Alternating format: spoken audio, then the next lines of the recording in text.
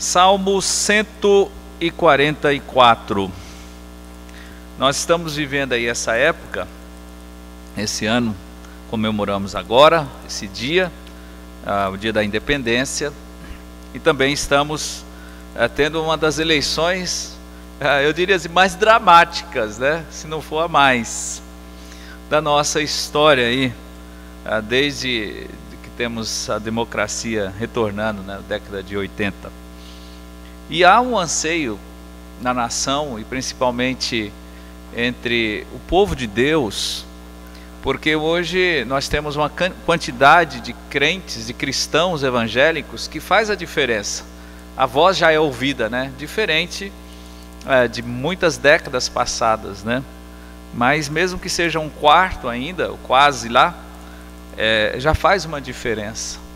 E independente da fé cristã ou não, o brasileiro em si anseia por um líder que olhe pela nação, que olhe pelo povo. Eu não sei se você é como eu, mas eu não aguento mais tanta sujeira. É muita sujeira, muita mentira, não é verdade? É uma, como diria alguém, uma descaradagem geral, né? Eu não tenho mais estômago nem para assistir muitas das propagandas políticas. Algumas coisas são até ofensivas mesmo. Uns são evidentemente mentirosos, outros são mais caprichosos na mentira, mas quem a gente vai saber? Recentemente alguém perguntou para mim: pastor, como lidar com a soberania de Deus numa nação como a nossa, que elege o seu líder, os seus líderes, nos três poderes? Um é indireto, mas de alguma maneira nós somos responsáveis pelos ministros do Supremo, do Tribunal Federal também, né, do Poder Judiciário. De alguma maneira nós somos responsáveis também. Como ver isso? Soberania de Deus e liberdade humana. Eu creio que o Salmo 144 responde isso para nós. E o tema que eu vou abordar hoje, e a grande verdade desse salmo, sabe o que é? É que o líder de uma nação, ele é fruto do Deus da sua terra. É isso aí. O líder de uma nação vai ser fruto do Deus de sua terra ou de seu povo. Nós temos aí líderes que refletem a fé brasileira, a ética brasileira, todos eles. O povo brasileiro, nós não somos diferente disso que a gente está vendo e disso que a gente está enojado. Em graus diferentes, somos corruptos. Eu estou falando como brasileiro. Nem todo brasileiro mas a nossa nação é reconhecida como uma nação corrupta. E como é que podemos mudar isso? Como nós podemos esperar de Deus uma mudança? Esse salmo é um salmo de Davi, o rei Davi, o maior rei de Israel, aquele pelo qual o Messias é chamado como filho, né? Filho de Davi, que o Senhor havia prometido dele, que viria o Messias, aquele que vai reinar sobre toda a terra, né? Apesar de muitos não gostarem de ouvir isso, mas vai ser um judeu que vai reinar sobre todas as nações da terra. Jesus é um judeu.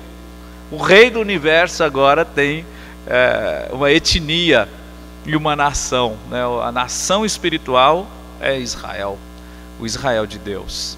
Ele escreve esse salmo, e nós lemos também alguns salmos durante a ministração da ceia, onde Davi retrata um pouco sobre a sua conversão, quando ele fala que Deus o tirou, né, de um lamaçal e colocou os seus pés sobre a rocha, firmou os seus passos, onde ele fala, esse é o Salmo 40, onde ele fala no Salmo 101, de um propósito de não colocar coisas impuras diante dos olhos dele, e ele também faz um propósito diante de Deus. Eu acredito que ele escreveu aquilo no início do seu reinado, de não deixar o homem ímpio na sua presença, e de fazer com que Jerusalém fosse realmente uma cidade de homens e pessoas justas, onde a fé do Deus de Israel pudesse prevalecer.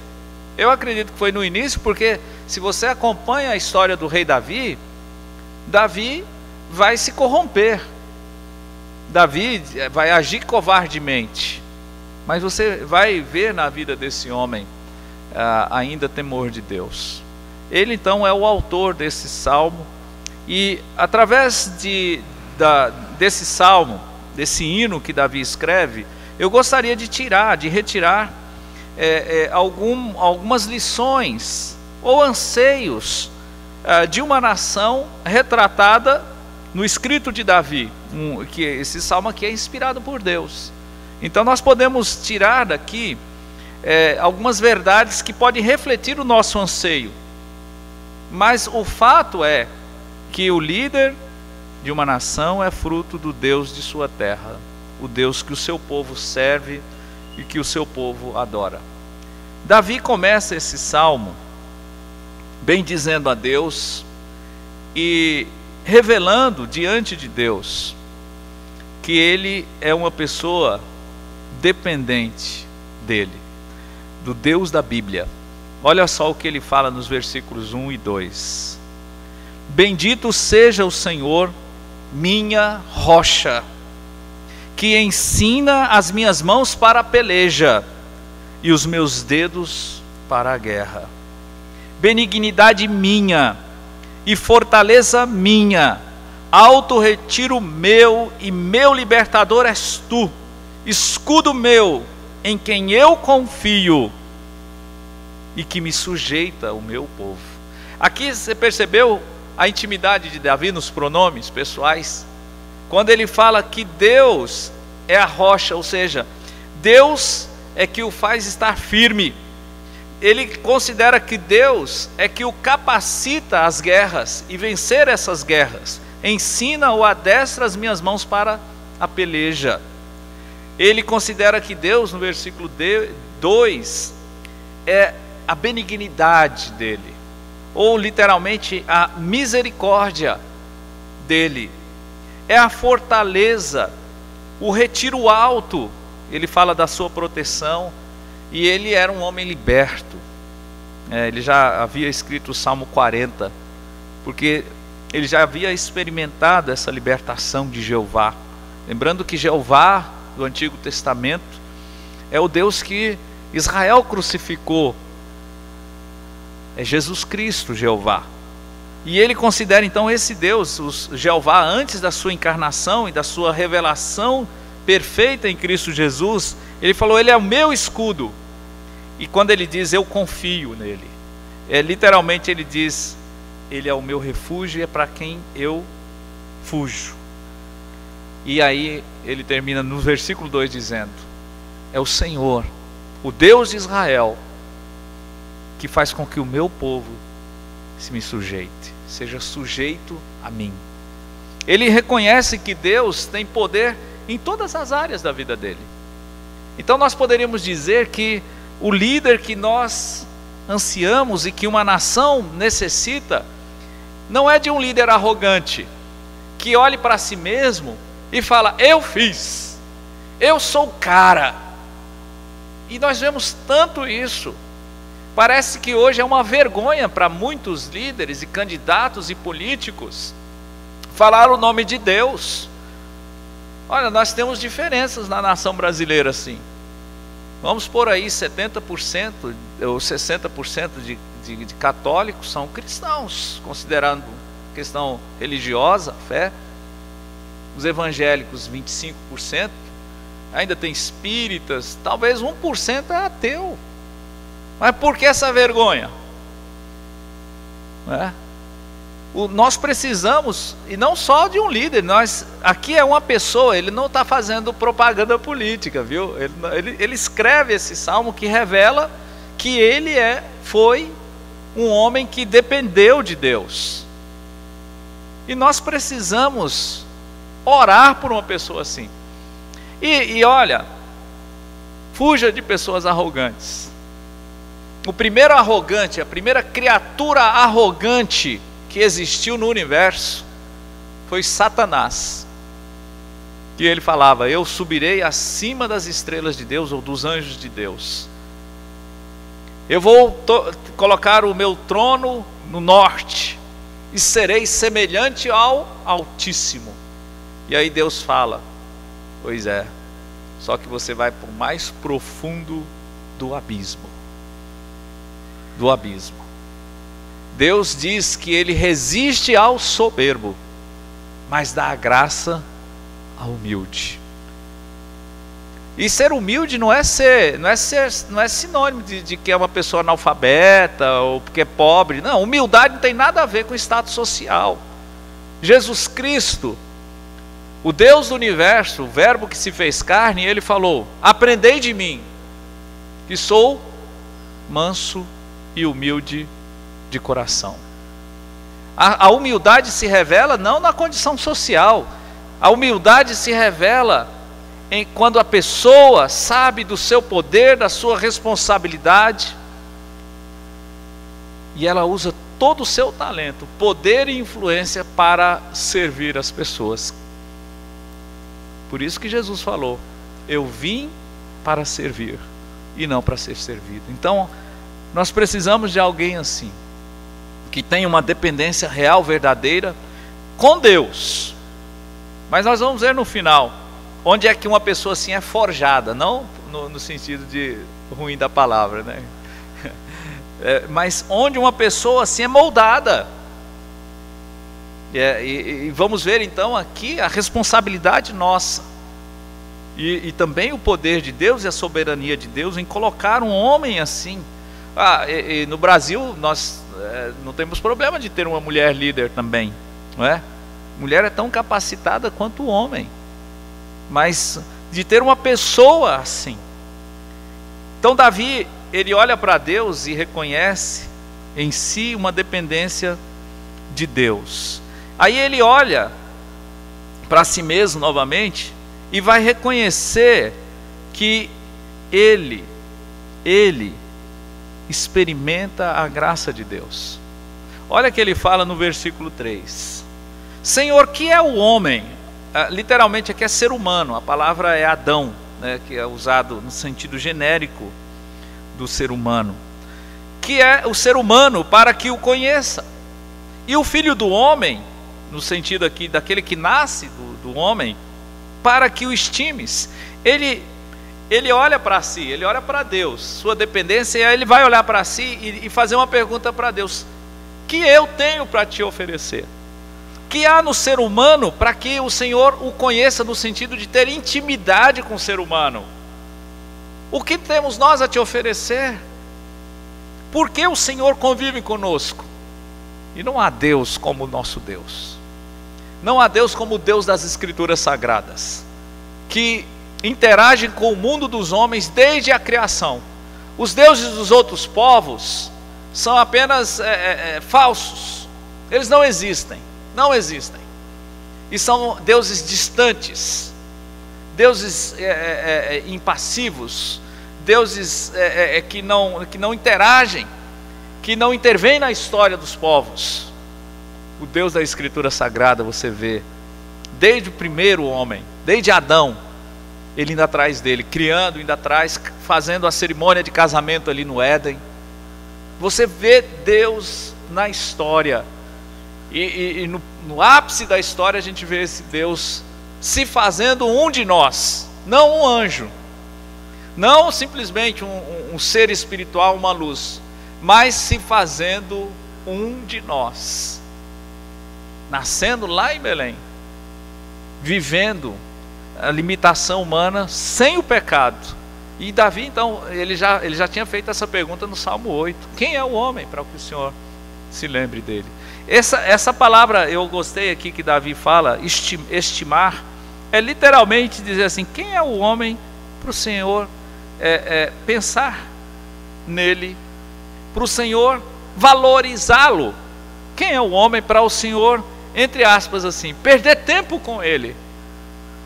Davi olha para si e ele não vê alguém que merecia esse conhecimento de Deus, mas ele não despreza isso. Então nós precisamos de alguém que conheça essa graça de Deus, que veja e reconheça a dependência de Deus e olhe para si, e não veja em si mesmo nada que poderia ser agradável a esse Deus, mas isso chama-se graça. Ele diz no versículo 4: o homem é semelhante à vaidade, os seus dias são como a sombra que passa.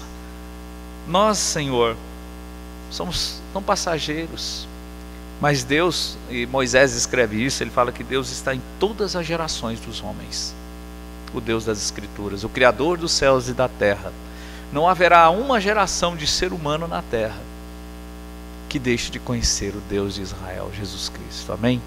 Não há. Nós somos uma geração brasileira abençoada, não é? Quando a gente olha a nossa história, eu vejo a mão de Deus, embora nos livros de história não se escreva, mas eu vejo a mão de Deus. E nós somos uma geração privilegiada de termos essa liberdade e esse conhecimento de Deus.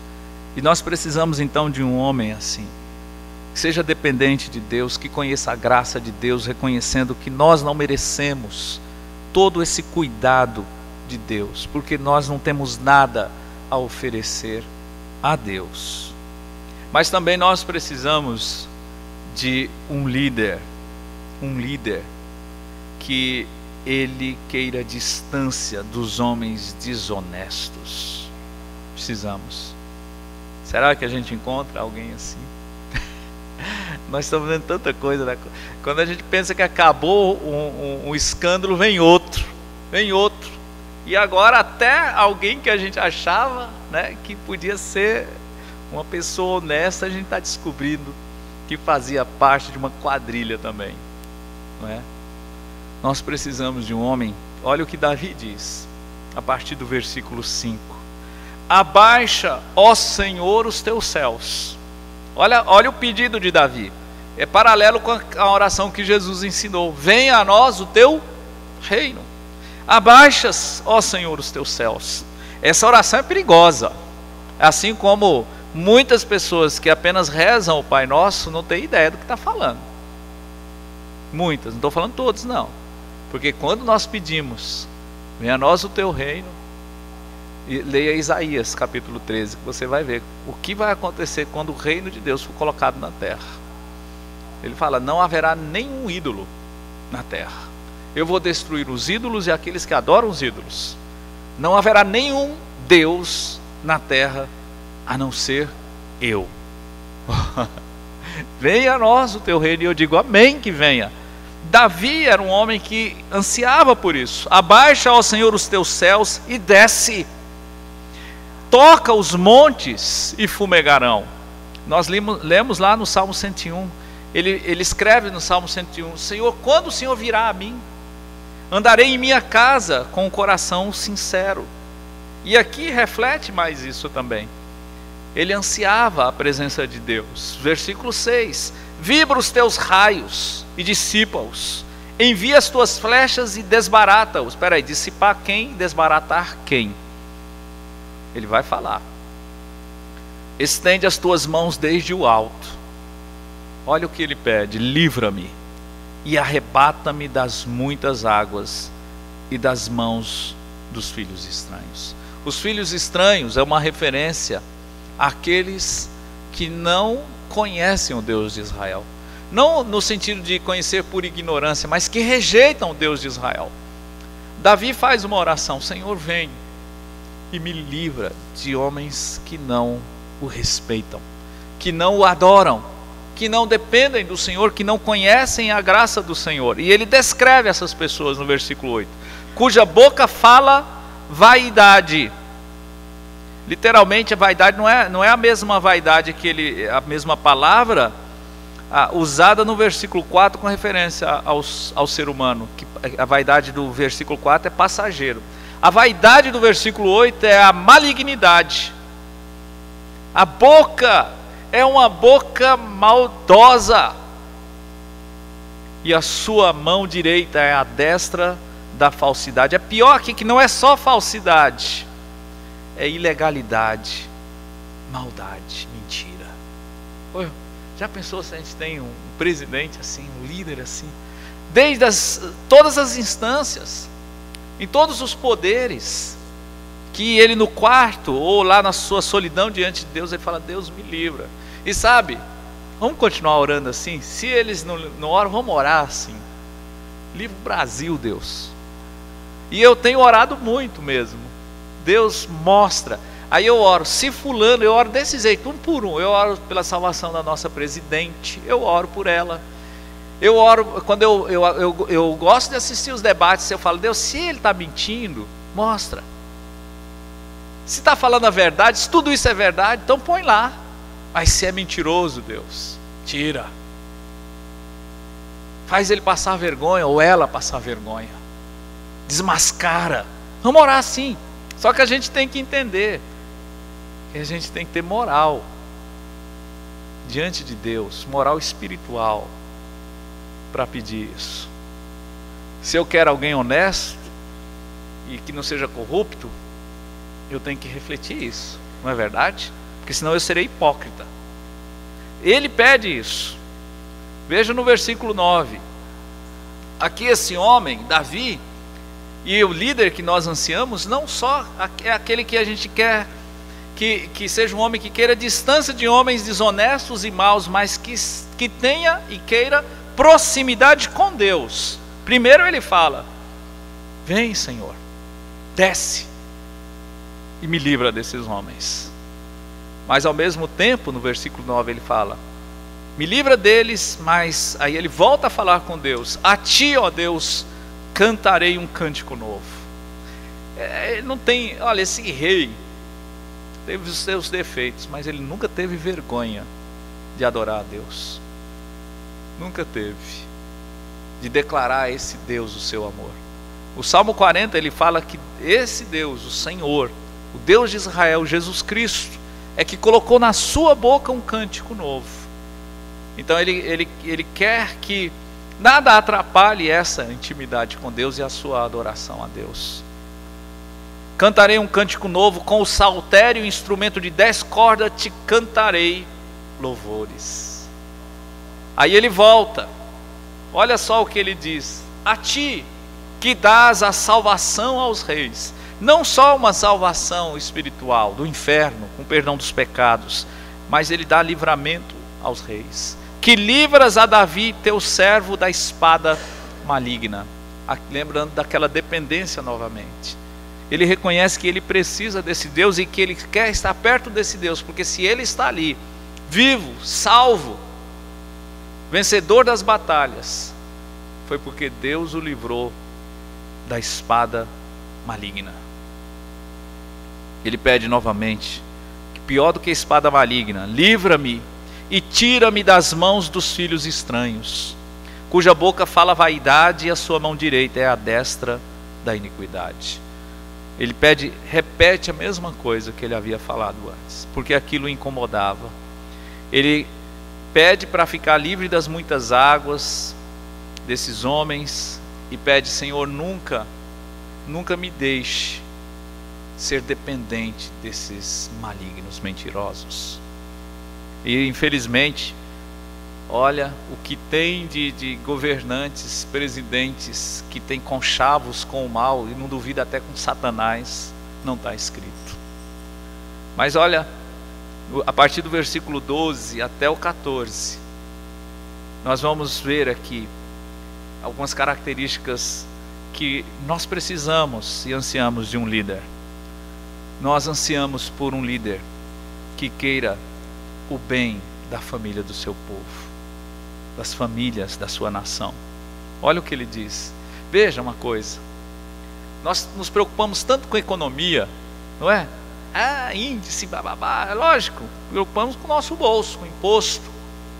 Mas prosperidade verdadeira, não só financeira ou econômica, mas a prosperidade verdadeira vem a partir do nosso relacionamento com Deus. Se você é um crente, você sabe disso.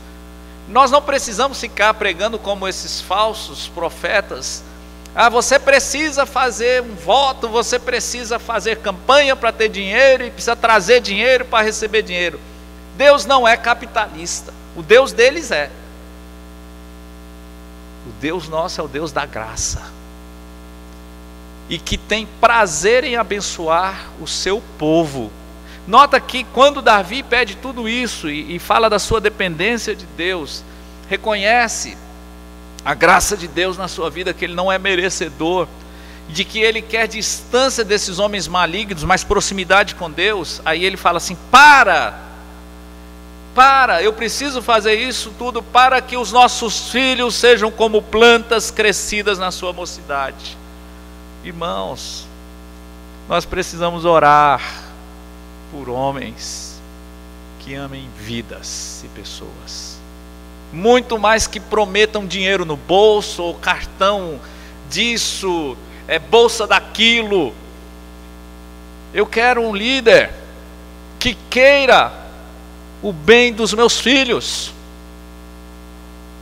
Olha, como é que eu posso ter um líder lá que quer matar bebês?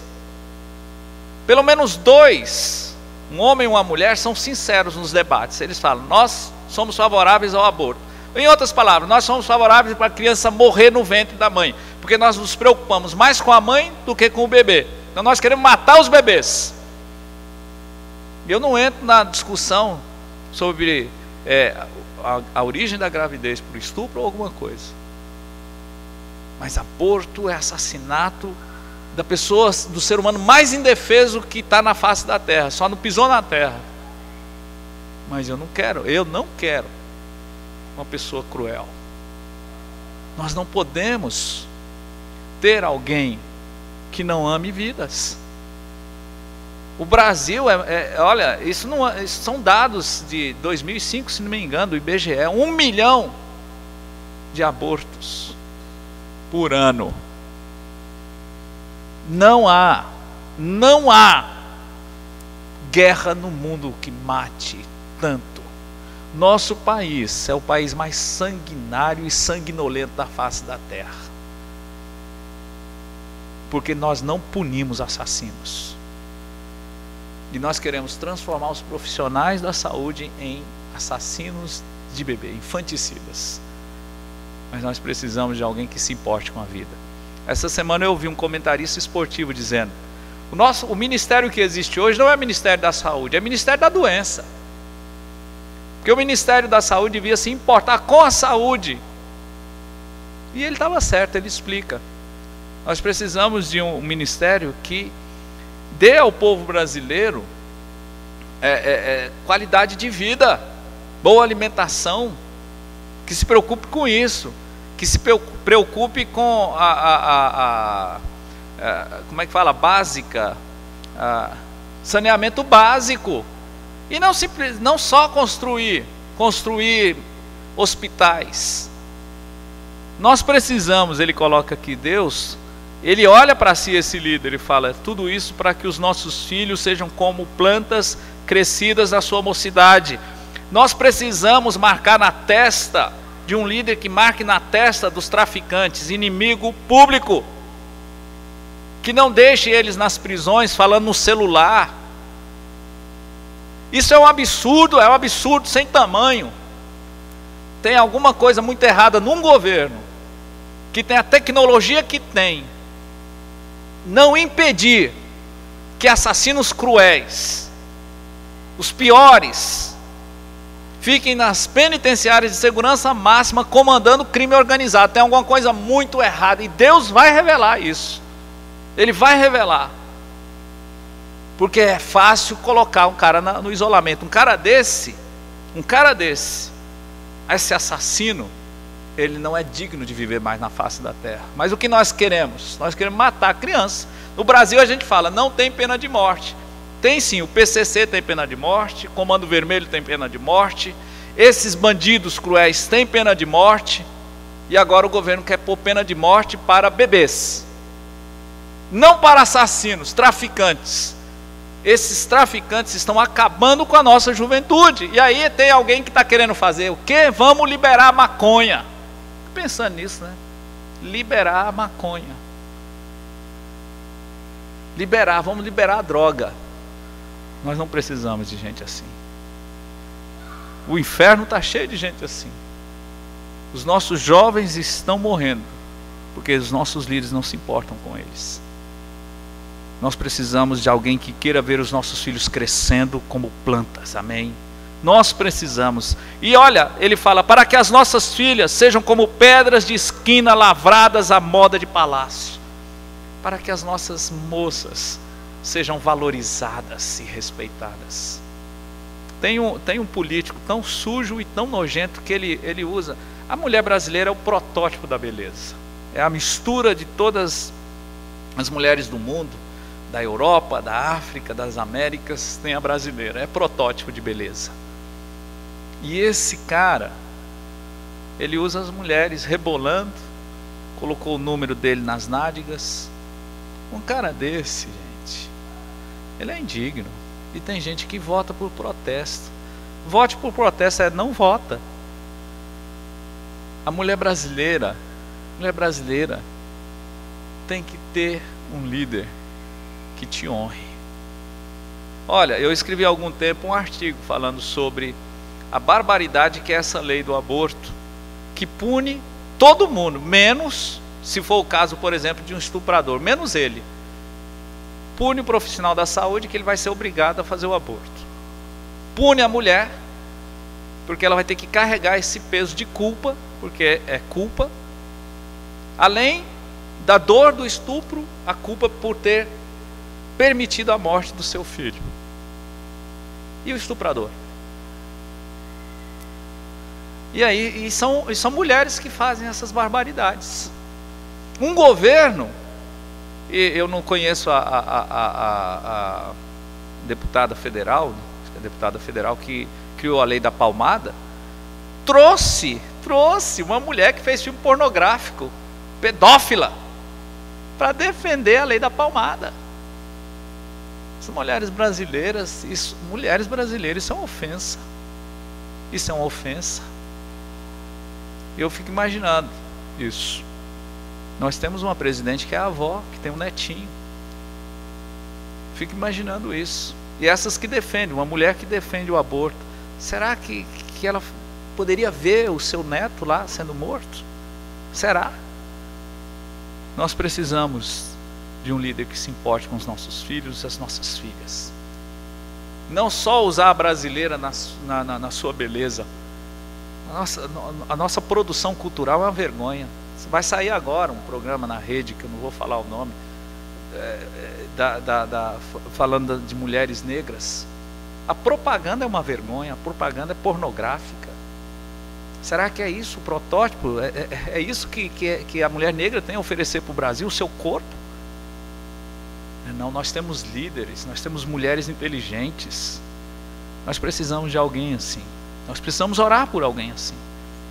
No versículo 13, nós precisamos de um líder que queira a prosperidade do seu povo e não do seu bolso.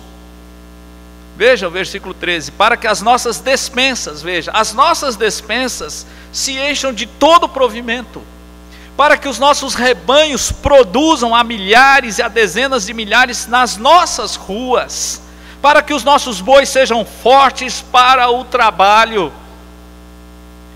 Você sabe, teve um presidente que o Brasil pode ser dividido depois dele também, foi antes de Juscelino, Getúlio Vargas. E nós tivemos um presidente aí, disse que ele comparou a si mesmo com Getúlio. Alguém depois até escreveu, para ele ver se ele terminava a vida dele igual Getúlio terminou a dele também, já que ele quer se comparar. Mas sabe de uma coisa de Getúlio Vargas? Está registrado que esse homem, ele tinha dificuldades financeiras, depois de governar o Brasil pelo menos 2 vezes. Morreu com dificuldades para pagar suas contas. Esse homem deixou um legado, ele não deixou essas porcarias desses estádios. Isso não é legado, não. Legado para aqueles que já têm, né? Mas ele deixou um legado, ele deixou a lei de CLT, criou ministérios acho que foi da Educação e Cultura, né? Ele deixou um legado. Ele não foi perfeito, não, mas ele deixou. Até hoje, não é? Até hoje a gente é beneficiado e entrou, usufruiu do poder. Não falo dos erros, tem acertos, mas saiu com o mesmo tanto no bolso. Já alguns presidentes nossos, eles têm isso aqui mesmo: boi, não é? Rebanhos, mas de dinheiro sujo. De dinheiro sujo. Nós precisamos de alguém, irmãos, que queira o enriquecimento de toda a nação. Não a custo. Não a custo de dinheiro sujo. Não a custo de esmola. Não a custo de esmola, mas para o trabalho. Aí no versículo 14, nós precisamos de alguém que se preocupe com a segurança da nação. Versículo 14: para que não haja nem assaltos, nem saídas, nem gritos nas nossas ruas.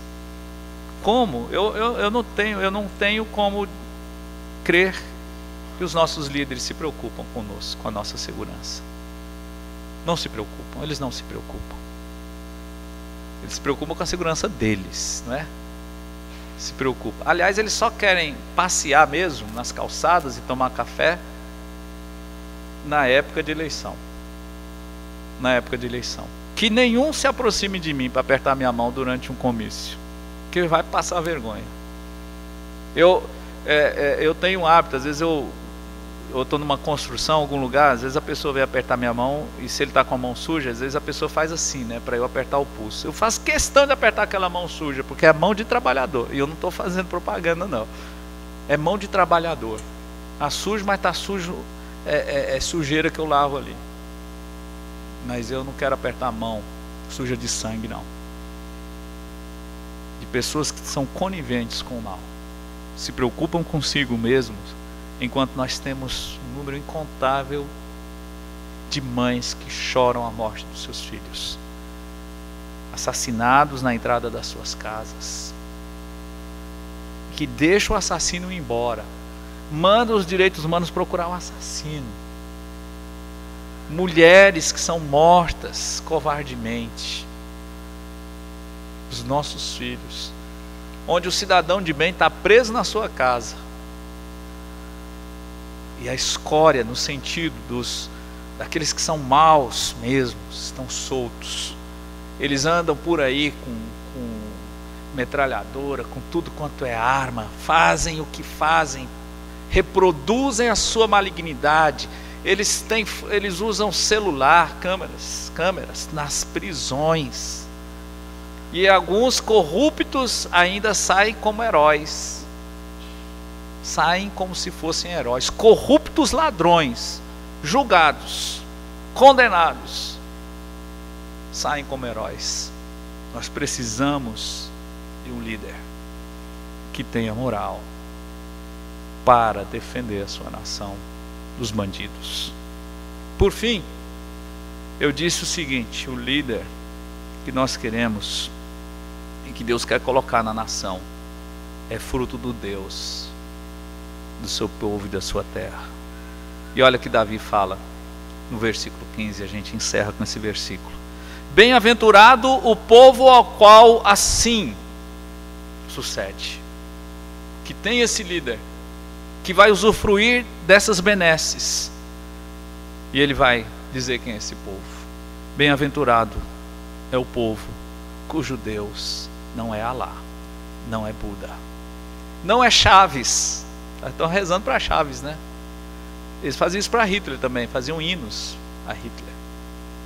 Nós não devemos divinizar nenhum presidente, nenhum líder, porque eles são homens.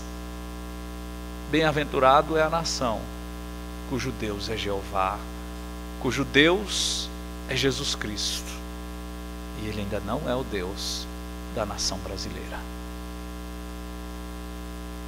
Vai haver um homem, uma mulher, um líder na nação brasileira quando nós brasileiros prepararmos esses líderes nas nossas casas. É esse líder que Deus vai pular. Enquanto nós estivermos preparando corruptos, mentirosos, deixando que os nossos filhos façam o que quiserem, dando maus exemplos como mentirosos e corruptos, não devemos esperar melhor que isso. O líder que está aí reflete o Deus da nação brasileira. Todos eles queremos um melhor. Sejamos cristãos melhores. Senhor Deus, obrigado por essa palavra maravilhosa, que revela tão claramente a tua soberania e a nossa responsabilidade. Tem misericórdia do nosso país, Senhor. Salva o povo brasileiro. Salva a família brasileira, que desde a nossa colonização temos sido explorados, massacrados por ímpios. Mas primeiro, Deus, cuida de cada família. Ó Jesus, repreenda o maligno, para que ele não consiga os seus intentos de destruir as famílias brasileiras. Repreende o mal. Ó Deus, a tua palavra diz que os pecados dos homens serão revelados, ou antes ou depois do juízo. Revela, ó Deus, o coração desses nossos presidenciáveis, desses nossos candidatos ao Senado, ao Congresso, Senhor. E abre os olhos do povo brasileiro. Em nome de Jesus. Amém e amém. Que Deus nos abençoe e nos guarde.